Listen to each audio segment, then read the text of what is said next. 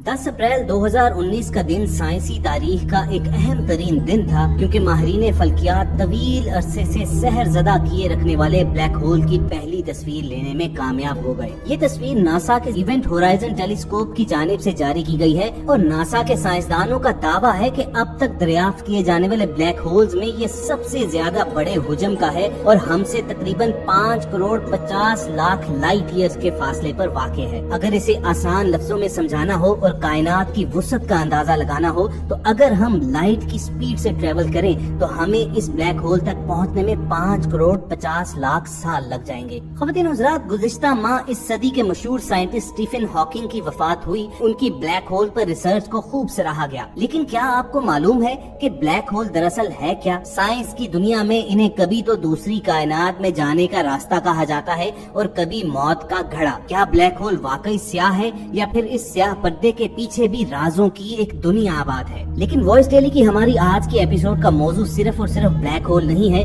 बल्कि हम आपको ये भी बताएंगे कि कुरान मजीद फुरकान हमीद की सूरह नज्म में ब्लैक होल्स और आप सल्लल्लाहु अलैहि वसल्लम के मेराज पर तशरीफ ले जाने का जिक्र किस तरह आया है और सूरह नज्म की आयात में जिस बेरी के दरख्त का जिक्र है वो दरअसल ब्लैक होल कैसे है और कैसे वो कायनात से जन्नतुल मावा की तरफ जाने का रास्ता हो सकता है। और इसके साथ साथ आपको बताएंगे कि कैसे मेराज शरीफ तो हमारे ईमान का हिस्सा है, लेकिन गैर मुस्लिम साइंटिस्ट भी ये मानते हैं कि ब्लैक होल से सफर करते हुए आप हो सकता है दूसरी कायनातों में निकल जाएं और अगर आपके पास कोई सुपर पावर्स हो तो आपकी वापसी इस कायनात में भी मुमकिन है। तमाम डिटेल रिसर्च आप तक पहुंचाएंगे, लेकिन आगे बढ़ने से पहले एक गुजारिश जरूर करनी है कि आप रेड बटन पर क्लिक करके और बेल आइकॉन को प्रेस करके वॉइस डेली के सब्सक्राइबर जरूर बनिए, ताकि ऐसी तारीखी मालूमाती और इस्लामी वीडियोस आपको रोजाना की बुनियाद पर मिलती रहे। दोस्तों, वीडियो की शुरुआत में हमने आपको बताया कि इस सदी के मशहूर साइंसदान स्टीफन हॉकिंग की जब वफात हुई तो दुनिया भर के साइंसदानों ने उसे ट्रिब्यूट पेश करते हुए ये कहा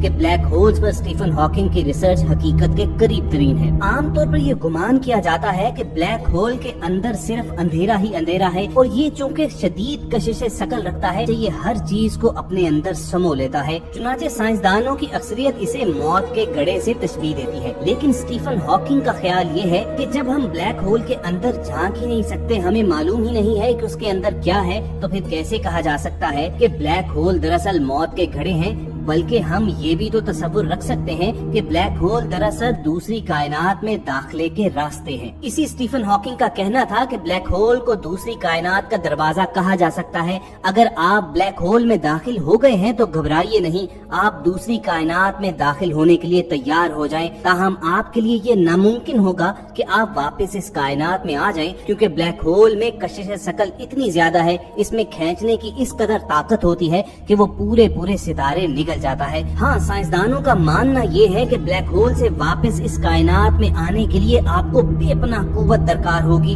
जो उसकी कशिश शकल को डिफाई कर सके। अब इन साइंसदानों की तहकीक के मुताबिक अगर रसूल करीम सल्लल्लाहु अलैहि वसल्लम के सफरे मेराज से मुतल्लिक सूरह नज्म की आयात को सामने रखा जाए और नबी करीम सल्लल्लाहु अलैहि वसल्लम ने सफरे मेराज के हवाले से जिस जगह का जिक्र किया है उसकी निशानियों को सामने रखा जाए तो वो ब्लैक होल की तमाम तारीफों को पूरा करते हुए उसकी जानिब इशारा करती है और आप सल्लल्लाहु अलैहि वसल्लम का सफरे मेराज तमाम तर हकीकत मालूम होता है। इस बात को समझने के लिए हमें सबसे पहले सूरह नज्म की इब्तिदाई आयात का जायजा लेना होगा। सूरह नज्म की इन आयात का तर्जुमा आपके सामने पेश करते हैं। बिस्मिल्लाहिर्रहमानिर्रहीम। सितारे की कसम है जब वो डूबने लगे, तुम्हारा रफीक न गुमराह हुआ है और न बहका है, न वो अपनी ख्वाहिश से कुछ कहता है। ये तो वही है जो उस पर आती है, जो बड़े ताकतवर ने उसे सिखाया है, जो बड़ा जोरावर है। बस वो कायम हुआ असली सूरत में और वो आसमान के ऊंचे किनारे पर था, फिर नजदीक हुआ और भी करीब हुआ,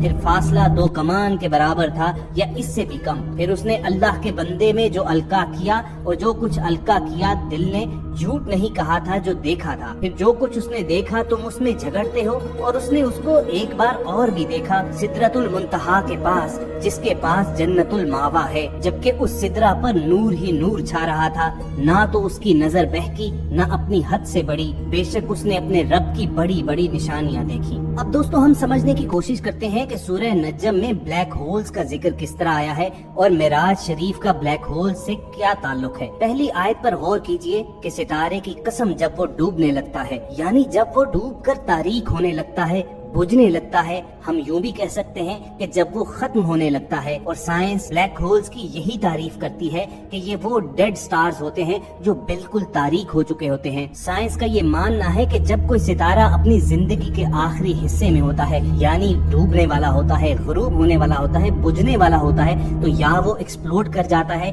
या फिर ब्लैक होल में तब्दील हो जाता है। कोई भी सितारा ब्लैक होल उस वक्त बनता है जब उसके तमाम मादे को छोटी जगह में कैद कर दिया जाए। ब्लैक होल में थोड़ी जगह पर इंतहाई ज्यादा मवाद की वजह से उसकी कशिश इतनी ज्यादा हो जाती है कि रोशनी, जो अब तक की तहकीकात के एतबार से इस कायनात की सबसे तेज तरीन चीज है, वो भी उससे फरार नहीं हो सकती बल्कि उसके अंदर ही गुम हो जाती है। और ये हम सब जानते हैं कि हम कोई भी तस्वीर तब देखने के काबिल होते हैं, मनाजिर हमें तभी नजर आते हैं कि जब उससे रोशनी पलट कर आए। यही वजह है कि ब्लैक होल्स को इंसानी आंख से नहीं देखा जा सकता। और सूरह नज्म के मुफस्सरीन और जदीद एस्ट्रोफिजिक्स के माहिरीन इस बात को तस्लीम करने पर मजबूर हैं कि नबी करीम सल्लल्लाहु अलैहि वसल्लम ने सफरे मेराज के हवाले से जो निशानियां बयान फरमाई वो बिल्कुल दुरुस्त हैं। और कुरान 1400 साल कबल आज की साइंस से बहुत आगे था और उसने जदीद खलाई तहकीक के दरवाजे 1400 साल कबल ही खोल डाले थे। साइंसदानों की तहकीक पर मबनी रिपोर्ट में कहा गया है कि खिला में मौजूद ब्लैक होल्स दरअसल दूसरी कायनात के दरवाजे हैं और कुरान पाक ने इस जानिब 1400 साल कबल ही निशानदही फरमा दी थी। ये बिल्कुल एक बेरी के दरख्त के मुशाबे खला में कायम है, जिसका इब्तदाई हिस्सा इंतहाई बारीक यानी दरख्त के तने के मुशाबे होता है और दरख्त के सर की तरह इसका सर बना होता है। ये खला का सबसे तारीक हिस्सा होता है और कुरान ने इससे मुतल्लिक भी इशारा दिया था कि इसको आम आंख से नहीं देखा जा सकता। इस मकसद के लिए आप सूरह नज्म की आयत नंबर 16 की तरफ रजू कीजिए। साइंसदान इस बात को तहकीक के बाद तस्लीम करते हैं कि ब्लैक होल रोशनी के लिए एक कॉस्मिक मैग्नीफाइंग ग्लास की तरह होते हैं जो रोशनी को ऊपर या अपने नीचे की जानिब गुजरने पर मजबूर कर देते हैं। और इसी वजह से साइंसदान ब्लैक होल के अकब में मौजूद कहकशाओं का नजारा करने के काबिल होते हैं और इसी को ग्रेविटेशनल लेंस कहा जाता है। कुरान करीम इस दिलचस्प मामले से मुतालिक हमारी तवज्जो अपनी जानिब मबजूल कराता है। सूरह नज्म की आयत 17 और 18 में रब ताला फरमाते हैं कि आंख न किसी तरफ फिरी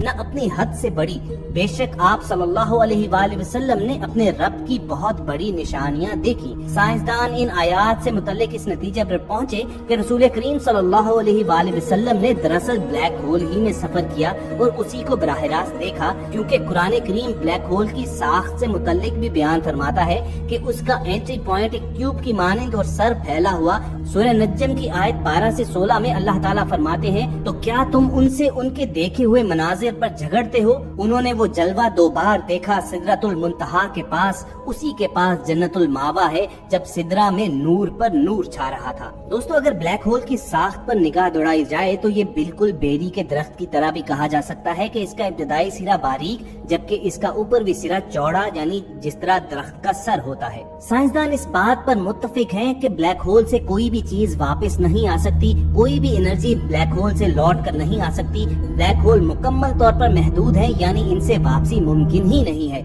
इन तहकीकदानों की तहकीक को अगर मद्देनजर रखा जाए तो ये बात भी तस्वुर की जा सकती है कि ये दूसरी कायनात तक पहुंचने का जरिया भी हो सकते हैं। ब्रिटिश साइंटिस्ट स्टीफन हॉकिंग ने तहकीकदान जॉर्ज पुलेन, रोडोल्फ गम्बेनी और गैरेट हॉफ्ट के इस दावे को सपोर्ट किया है और बादशाह इस हवाले से अपनी थ्योरी पेश करते हुए कहा कि हो सकता है कि ब्लैक होल से बाहर निकलने का कोई रास्ता भी हो। उनका मशहूर जमाना कौल है कि अगर आप ये महसूस करें कि आप ब्लैक होल में दाखिल हो गए हैं तो घबराइए नहीं और ना ही हिम्मत हारें, क्योंकि इससे बाहर निकलने का रास्ता मौजूद है। मुमकिना तौर पर दूसरी कायनात में पहुंचने का रास्ता मौजूद है, मगर आप शायद हमारी कायनात में फिर वापस नहीं आ सकते, हत्ता कि आपके पास बहुत ज्यादा पावर मौजूद हो जो ब्लैक होल की ग्रेविटी को डिफाई कर सके। तो ख़वातीन हज़रात, अल्लाह ताला से ज्यादा बड़ी कुव्वत और ताकत और सुपर पावर कौन सी हो सकती है? उसके लिए क्या ये मुमकिन नहीं कि वो नबी अकरम सल्लल्लाहु अलैहि वसल्लम को अगर ब्लैक होल्स के रास्ते सफर करवाते हुए लेकर जा सकता है तो वापस इसी कायनात में आप सल्लल्लाहु अलैहि वसल्लम को इसी रास्ते से लाए। अगर हम रसूल करीम सल्लल्लाहु अलैहि वसल्लम के सफरे मेराज पर निगाह दौड़ाएं तो हम देखते हैं कि सूरह नज्म में कुरान करीम सितारों के टूटने की कसम खाता नजर आता है।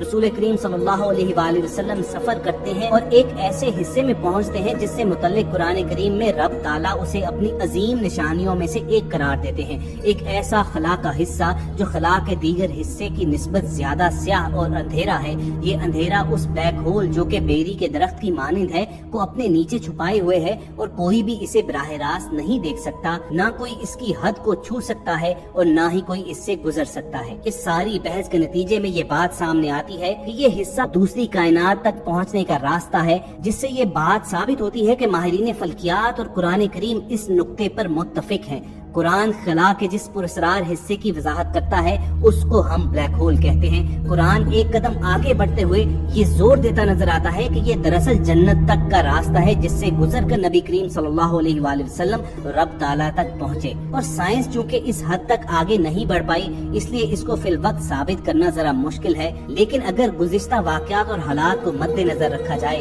تو یہ بات سامنے آتی ہے کہ یہ صرف وقت کی بات ہے۔ سائنس پہلے ہی قرآن میں دیے گئے معجزات کی سائنسی تحقیق کے بعد ان کی تصدیق کر چکی ہے، تو یہ بھی ممکن ہے کہ کل کلاں کو سائنس کو قرآن کی اسی بات پر ہی آنا پڑے۔ تو دوستو یہ تھا وائس ڈیری کا آج کا معلوماتی سیشن، جس میں ہم نے آپ کو یہ انفارم کیا کہ سائنسدانوں نے بلیک ہول کی جو تصاویر جاری کی ہیں اس کے متعلق قرآن کریم میں 1400 برس قبل کیا آگاہی آئی تھی، قرآن مجید میں بیری کے جس درخت کا ذکر ہے وہ بلیک ہول کس طرح ہو سکتے ہیں، اور سائنس کس طرح مانتی ہے کہ بلیک ہول ہی دوسری کائنات کی طرف جانے کا راستہ ہے، اور یہ پوری تھیری رسول اکرم صلی اللہ علیہ وآلہ وسلم کے معجزہ معراج کو کس طرح ثابت کرتی